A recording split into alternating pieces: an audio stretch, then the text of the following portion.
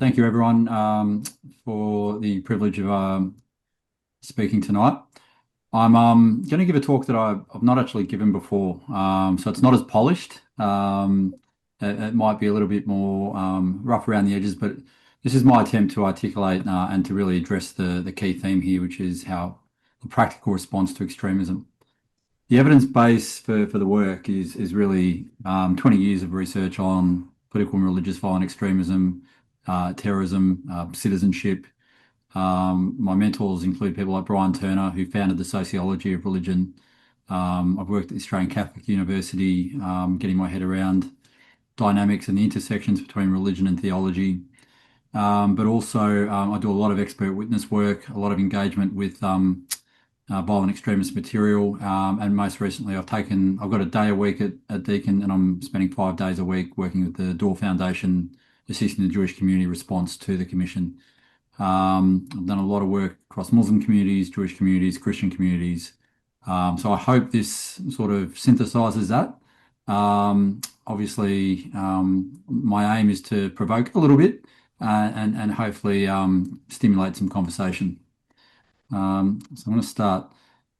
There's a temptation in gatherings like this to begin with reassurance, to say that religion's peaceful, to say that extremism is a distortion, and that violence committed in the name of faith has nothing to do with faith itself.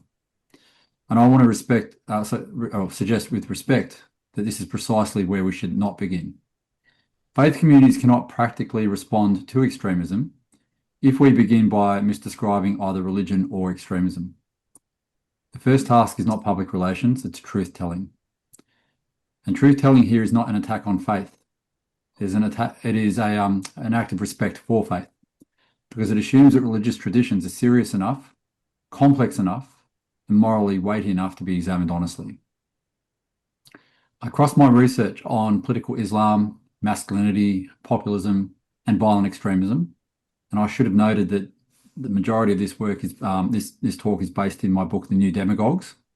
As Australia starts to embrace Antonism en masse, it's an opportune time, because I've written about demagogues, including in the US and UK, about half a decade ago. I'll return here to a central proposition. Religion is not a passive inheritance. It's not simply belief, ritual, identity, or private conscience. Religion is a dynamic social force. It orders the world. It forms communities. It creates moral boundaries. It tells people who they are, what they owe, who belongs, who threatens them, what sacrifice requires, and what kind of future is worth struggling or fighting for. That's why religion matters so deeply in moments of crisis. It's why religion can be mobilised for extraordinary acts of human good, but also extraordinary human harm. So tonight I want to make 3 arguments and then offer some practical directions for where that leaves us. So my first point is that we must abandon the orthodoxies that prevent us from seeing clearly. And I argue here that the hijack thesis is analytically inadequate. One of the most persistent orthodoxies in interfaith dialogue, but also in the violent extremism space, parts of the wider academy and government policy discourse, is that extremists hijack religion. That there is an important instinct behind this claim. It protects ordinary believers from collective blame. It resists anti-Muslim, anti-Semitic, anti-Christian, or anti-Hindu prejudice. It insists rightly that no faith community should be reduced to the actions of its most violent adherents. But as an analytical claim, it fails. It assumes that religion is somehow naturally peaceful and that violence is a natural corruption of an otherwise benign tradition. This is not historically sustainable. One cannot read the Torah, the Christian Old Testament, or the Quran within the Abrahamic traditions, let alone the Hindu epics, the Sikh martial tradition, Buddhist kingship, or the histories of apostasy, heresy, and religious war, and conclude that violence is somehow alien to religion. That does not mean religion is inherently violent. That would be just as crude as saying religion is inherently peaceful. The more honest claim is that religion has always been implicated in order. And Brian Turner's work is useful here. He's written about ordo. Religion has been tied to ordo, to the ordering of bodies, families, authority, community, law, suffering, and salvation. Religious traditions have historically helped create and maintain social order. That order has produced care, charity, beauty, education, belonging, and dignity. It has been also, however, guarded by coercion, exclusion, discipline, and violence. Violence was not merely an accidental stain on religious history. In many contexts, it was part of how communities protected boundaries, punished apostasy, suppressed nonconformity, defended sacred authority, and expanded territory. And this is true across traditions. It is uncomfortable, but it is necessary to say. If faith communities do not say it, extremists will and do. And they will say it without humility, without context, and without moral restraint. I'll speak now to the logic of extremist violence, and I can't tell you how busy I am. I've never been busier across the political and religious spectrum in looking at material. Most recently, this last weekend, I've just done a report on Paul Punker and the intersection, for example, of apocalypticism and sovereign citizen beliefs. So we're seeing this play out in so many new and unfortunately innovative ways.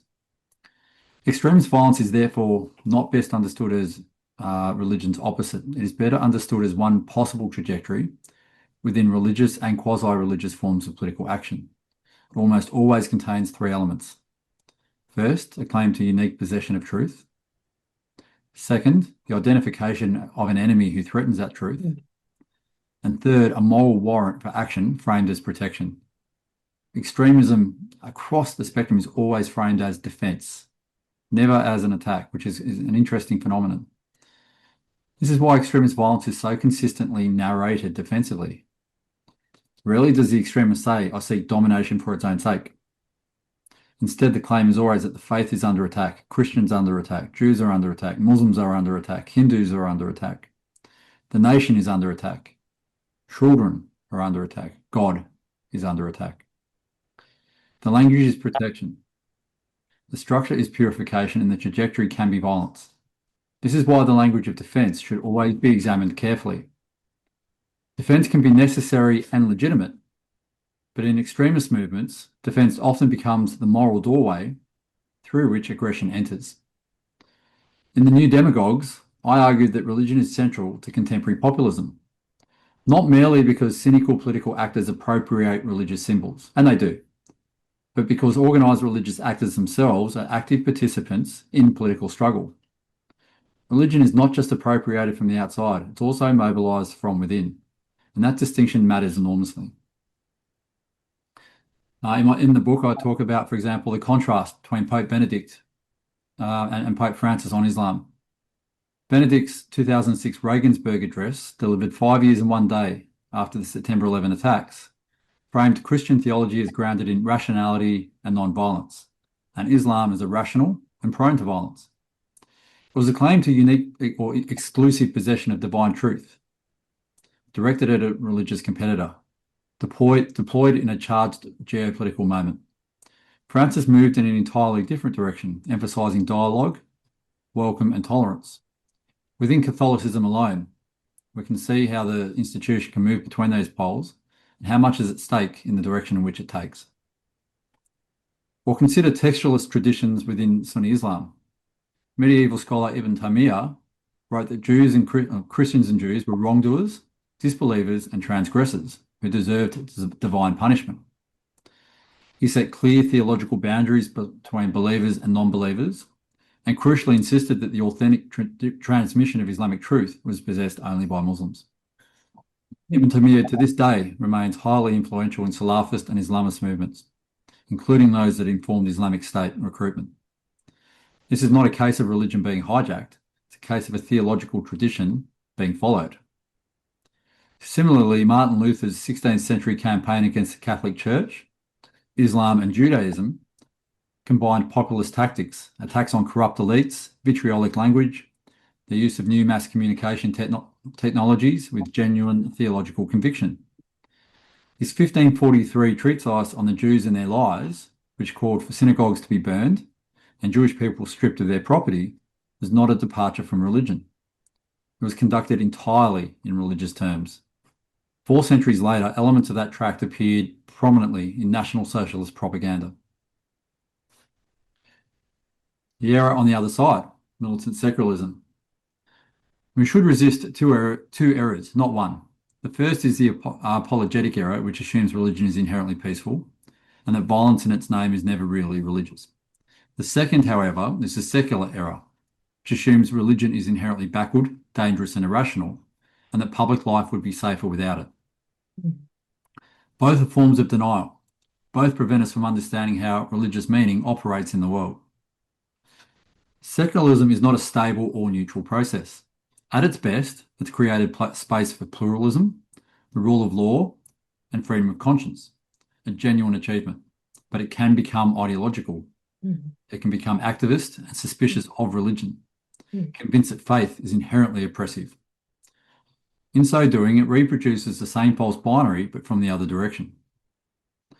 In my field work in this book, across Birmingham, Hazleton in Upper Appalachia in the Pennsylvania mountains, and with Australian Muslim communities, I consistently found that working class men, whether Christian or Muslim in background, did not experience their religious identity as separable from their social identity, their sense of dignity, or their understanding of what they owed their families and communities.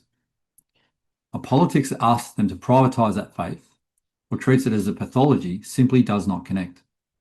Worse, it often deepens the sense of humiliation that extremist recruiters then exploit.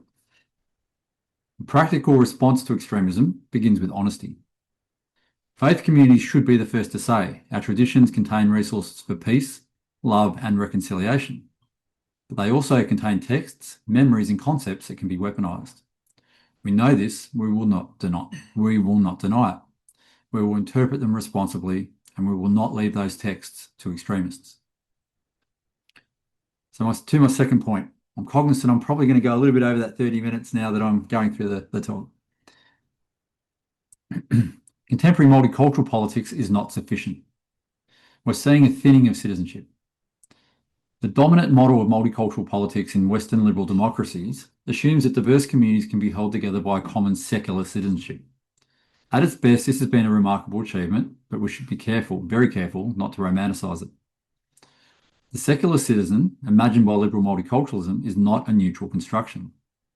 It's a product of a particular Western historical settlement, one that assumed religion could be privatised, that public reason could be separated from ultimate meaning, and that social conflict could be managed through rights, recognition, and procedural equality.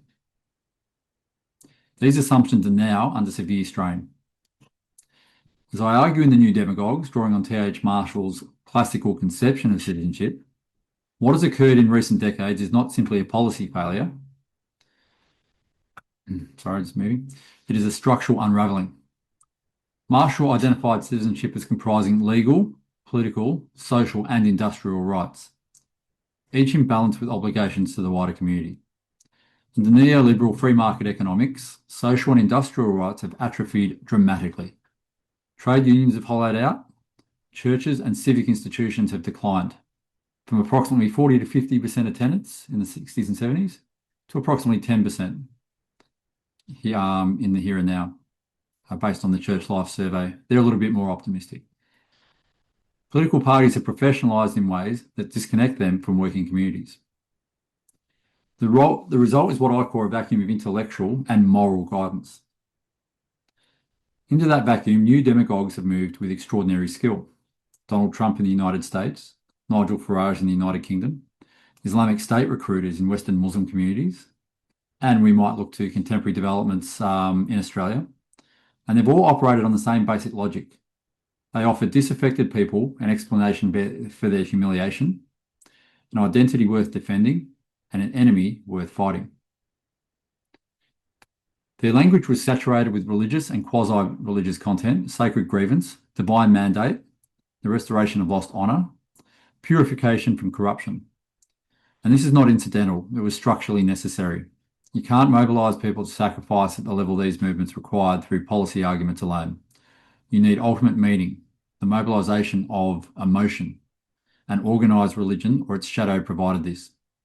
This is why counter-extremism that relies only on compliance surveillance, or generic appeals to social cohesion is always incomplete. It may manage risk, but it cannot fill the moral vacuum that gives extremist narratives their force. Contemporary acceleration. These dynamics are intensifying in ways that would have been difficult to predict even a decade ago, and faith communities are not immune to them. The rise of artificial intelligence is transforming the information environment at speed. Synthetic content, deepfakes, and AI-generated propaganda can now be produced at industrial scale with minimal cost. This matters enormously for extremist recruitment, which is always dependent on the manufacture of grievance, the amplification of humiliation, and the suppression of counter-narratives. Radicalisation that once required months of face-to-face relationship building can now be compressed. And the pipeline from confused young person to a radicalised actor is shorter and less visible than it has ever been. We're now talking about 11, 12, 13-year-olds becoming radicalised online. Faith communities thus have far less time to intervene. Simultaneously, we're living through the consolidation of extreme economic inequality at a scale that has no modern or historic precedent. Never thought I'd say this, the emergence of a trillionaire class in which a handful of individuals now command more wealth than most nations. It's not merely an economic fact, it is now a political and moral provocation. Some might say a call to action. It generates precisely the conditions in which extremist narratives thrive. The sense that the system is rigged and that effort is not rewarded, that dignity is conditional, and only radical disruption can restore it. Faith communities that speak about justice, obligation, and the common good have enormous opportunity here. But that opportunity requires naming the problem directly, not retreating into vague language about compassion. And we cannot avoid the question of authoritarian democratic backsliding. From Hungary to the Philippines, Turkey to the United States under Trump's second term, and many others, institutions that took generations to build are being deliberately weakened. We saw a UFC event being held on the lawn of the White House over the weekend. Say no more. Courts are being stacked, oversight bodies are hollowed out, press freedoms eroded. Religious communities have been complicit in this process, lending legitimacy to strongmen in exchange for favourable policy on social issues. And I'm looking here squarely at the American right, Christian right. That bargain is invariably a bad one. The same authoritarian tools used against minorities today will in turn and in time be used against the religious communities that help create them. We're also seeing a grammar of victimhood within contemporary multicultural societies. And this is where victimhood politics becomes dangerous and where faith communities have a specific responsibility. Victimhood is not invented. Many communities have been targeted, excluded, humiliated, colonised, racialised, and attacked. Jewish, Muslim, Christian, Sikh, Hindu, Buddhist, and other communities all carry histories of suffering. Some are ancient, some are immediate, some are being lived now here in Australia. The problem is not the recognition of suffering per se. The problem is when victimhood becomes the primary grammar of political life. Extremists are expert in this grammar.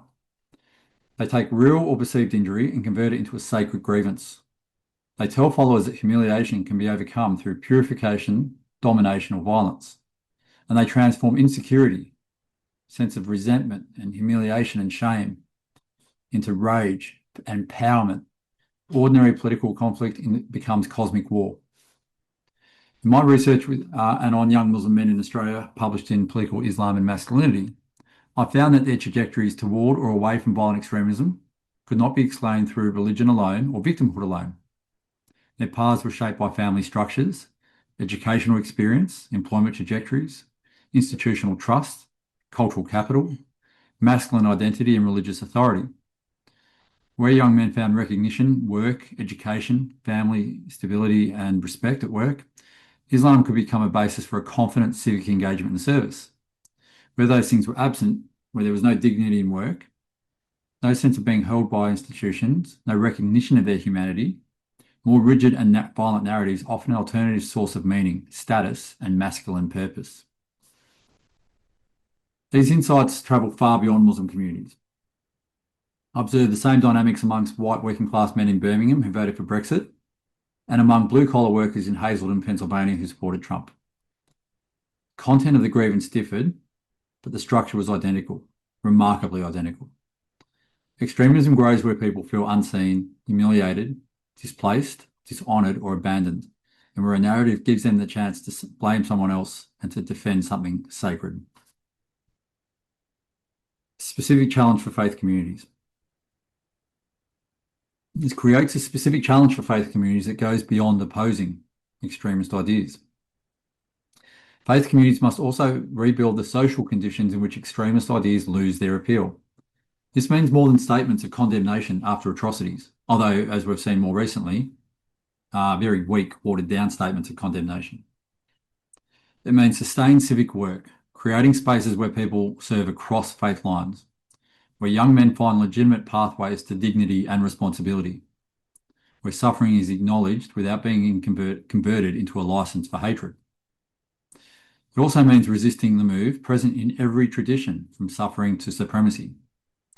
And the test here is simple. Does this narrative deepen compassion for others, or does it give people permission to dehumanise? Every faith community of people in this room, but more broadly, carries versions of that temptation. The question is whether we're prepared to name it honestly within our own traditions, rather than outsourcing all responsibility for extremism to the state. And to my third point, on righteous anger and religious action has driven human progress. Positive tradition. A mature account of religion and extremism must not collapse all religious passion into danger. Some of the greatest movements of human progress have been animated by religious conviction, moral anger, and disciplined courage. Abolitionism was driven in significant part by religious activists who came to see slavery not merely as social evil, but as an offence before God. The Quakers were among the first organised opponents of the slave trade. John Wesley's Methodist movement produced fierce anti-slavery advocates. William Wilberforce grounded his decades-long parliamentary campaign explicitly in and through Christian duty. And these were not people privatising their faith in the secular tradition. The civil rights movement in the United States was inseparable from black churches, pastors, biblical language, spiritual discipline, and a theology of justice. Martin Luther King Jr. did not call for a politics without anger. He modelled a form of righteous anger, disciplined by love, sacrifice, and non-violence, that transformed the nation. His letter from Birmingham jail remains one of the great documents of moral seriousness in political life. It is a patient, searching, and theologically grounded argument addressed to those who shared his faith, but it urged caution over courage. Archbishop Desmond Tutu and the South African Council of Churches drew on faith to confront apartheid, and then, after liberation, to chair the Truth and Reconciliation Commission, a process that demonstrated religion could hold truth-telling and forgiveness together, without collapsing either into the other. And Gandhi's political method, whilst not reducible to any single tradition, drew on Hindu, Jain, and broader concepts of ahimsa, self-discipline, and, excuse my enunciation here, satyagraha, truth force.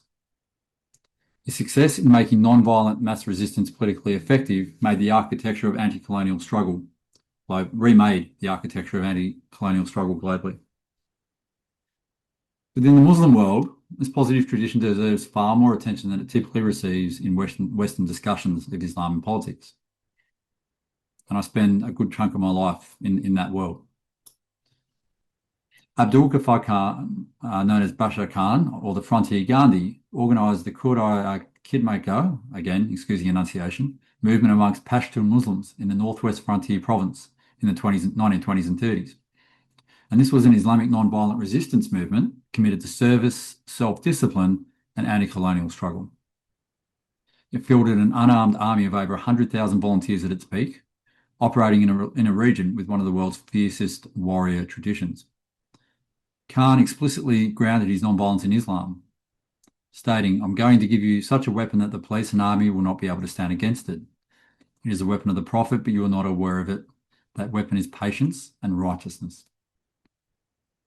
It sounds remarkably similar to the words of Luther King.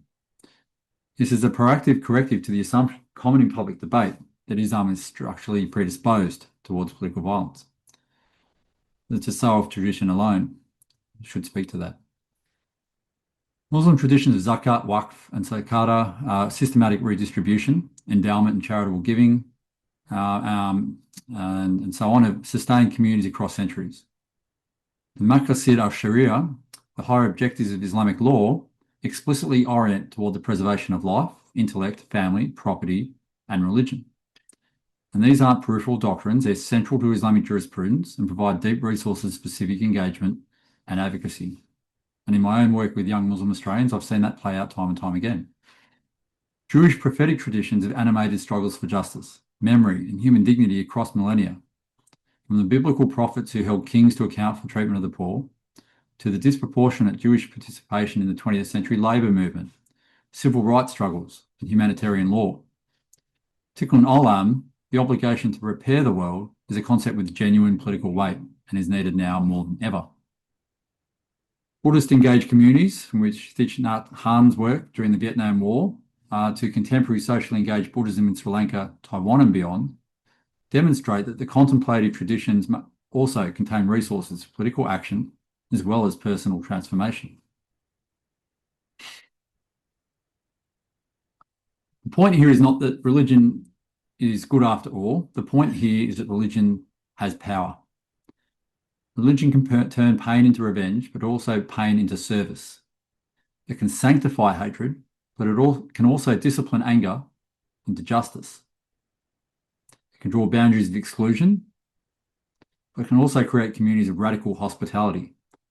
It can produce martyrs for violence.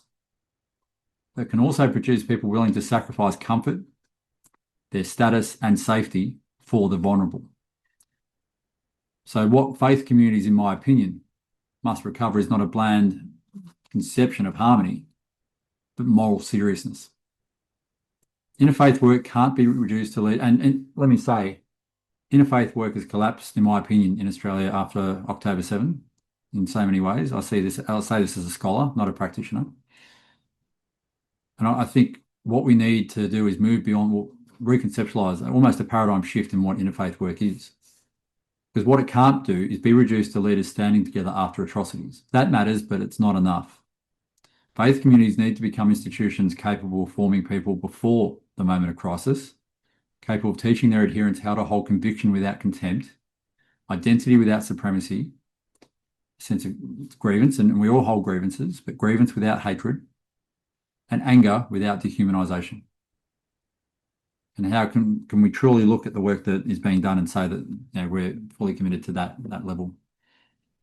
This is practical counter-extremism. So where does this leave us? Some practical directions moving forward.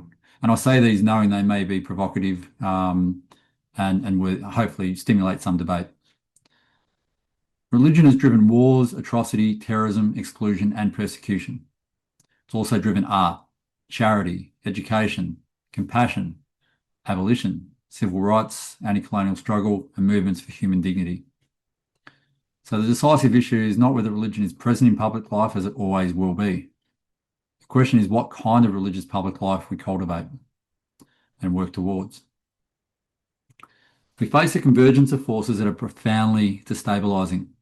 Social media systems reward outrage and amplify grievance at scale. Artificial intelligence will accelerate disinformation and social isolation, and mass unemployment potentially.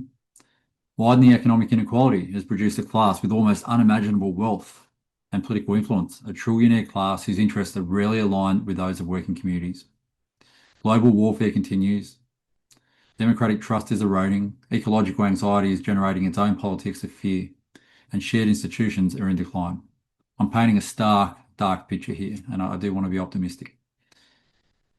In such a world, faith communities remain among the few institutions that still speak in the language of ultimate value. They speak about human beings not merely as consumers, voters, users, data points, identity categories, but as people, as persons. They can insist that the vulnerable are not disposable, that technology must serve human dignity, that wealth carries obligation, that they can insist that enemies remain human, that no community suffering gives it license to erase the humanity of another. To do that, faith communities, in my opinion, must take several practical steps. Start with theological honesty, and I'm not a theologian, so my caveat there is please don't hit me up with the theology of honesty. First, every tradition needs internal literacy about the texts, histories, and symbols that extremists misuse. Difficult texts shouldn't be hidden, but taught responsibly, historically, and ethically. Young people should encounter serious contextualised religious answers from trusted teachers before they encounter decontextualised fragments in online radicalisation pipelines. This is especially important because extremists rarely invent new ideas. More often, they are isolating fragments of tradition, stripping them of interpretive discipline, and presenting them as simple answers to a much more complex pain. How do you do that when religion has been wholesale stripped out of schools? How do you do it when religion has been, on the whole, almost eradicated from young people's lives, and where churches and other religious institutions just won't adapt to young people and their way of viewing the world? Second, speaking inward and not only outward. It's easy to condemn hatred in other communities. It's much harder and yet more necessary to address the resentments, prejudices, and fantasies of purity within one's own religious tradition. Practical counter-extremism requires each tradition to develop internal accountability without outsourcing responsibility to the state or blaming other communities. To quote, let he who is without sin cast the first stone. You would think that was common sense. Challenging weaponised victimhood. Both communities must, thirdly, challenge the conversion of suffering into supremacy. The test I proposed earlier is the right one. Does this narrative deepen compassion for others, or does it give people permission to hate? Acknowledging suffering is essential. Converting it into license for dehumanisation of others is a betrayal of the traditions that generated the compassion in the first place. Rebuilding citizenship from below. Faith communities, fourth, should rebuild civic bonds through shared service, not shared statements. Mosques, churches, synagogues, temples, gurdwaras, creating local projects where people serve together across faith lines. Food relief, youth mentoring, aged care, disaster response, prison support, refugee settlement, family crisis prevention, digital literacy, and community safety, amongst others, are all key. Shared service creates bonds that abstract tolerance cannot. And this is where the resources of the religious traditions, zakat, tzedakah, Christian charity, seva, all become concretely political rather than merely pious. I have a coffee because it's going a little while. An issue that I'm working on very closely at the moment is that we must take young men seriously. Faith communities must seek to engage young men in particular. We know that traditionally, faith communities are dominated by women. Much extremist recruitment, however, that mobilises faith speaks directly to humiliation, status, belonging, protection, and masculine purpose. Condemning misogyny and violence is essential, but also insufficient. Young men need legitimate pathways to dignity, responsibility, work, family, service, and recognition. Faith communities are well placed to offer models of strength that are protective without being domineering, and rites of passage that channel masculine energy towards service rather than violence. It's not about excusing a male grievance. We see a lot of that, and I do a lot of work on the manosphere, which is an online ecosystem of men who get online, abuse, harass, threaten girls and women. But it is about refusing to leave the formation of young men to algorithms, those influences of the manosphere, and movements that know exactly how to turn confusion into resentment. Digital pastoral capacity. Extremism now travels through feeds, memes, gaming platforms, encrypted channels, influencers who make good money from this, or bad money, and algorithmic radicalisation pipelines. Every major community should have people trained to recognise online radicalisation, conspiracy narratives, anti-Semitism, anti-Muslim hatred, misogyny, accelerationism. That's a right-wing, extreme right-wing push to bring about a race war, and violent grievance cultures. This can't be left to police and intelligence agencies. It's a pastoral issue before it becomes a security issue. The question for faith communities is not simply what young people hear in sermons or classrooms. What's going on for them in the other 6 days of the week on their phones and in their lives? There's a 7th challenge, which is become impossible to ignore. And that's the relationship between faith communities and authoritarian political movements now in power or near power across a number of Western democracies. In the United States, Christian nationalist movements played an active role in the January 6th attack on the Capitol. In the political consolidation of the second Trump administration, and in the judicial dismantling of protections for minorities and women. Symbols from the Book of Revelation, cross and flag iconography, and the language of spiritual warfare now circulate freely in the same spaces as conspiracy theories and open calls for political violence. This is a mainstream challenge requiring mainstream religious responses and courage. In Australia, we have our own version of these dynamics. The intersection of foreign state interference, religious community networks, and political actors is critical. It's documented and ongoing. Faith communities that position themselves as outside of politics are in practice making a political choice.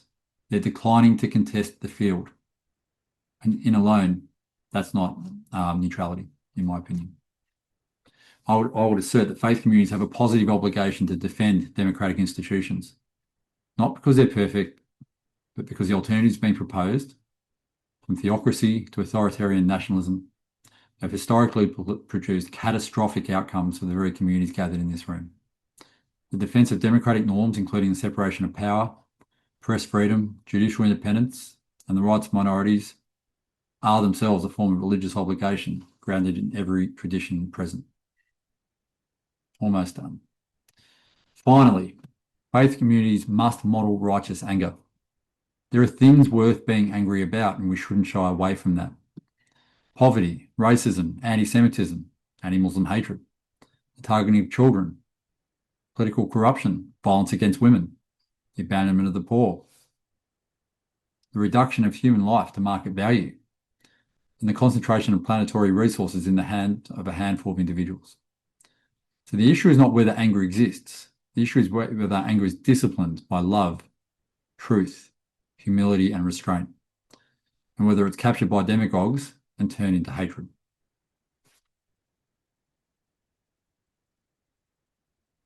In conclusion, the practical response to extremism is not to make religion quieter.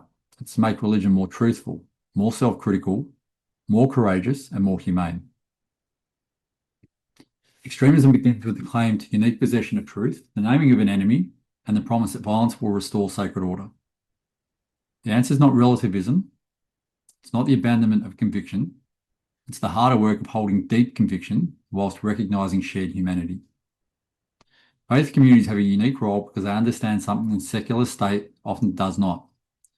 People do not live by policy alone. They live by meaning, belonging, memory, hope, fear, love, shame, grief, and longing. Extremists know this, and demagogues know this. The question is whether faith communities are prepared to know it too and act before others fill that vacuum. Thank you.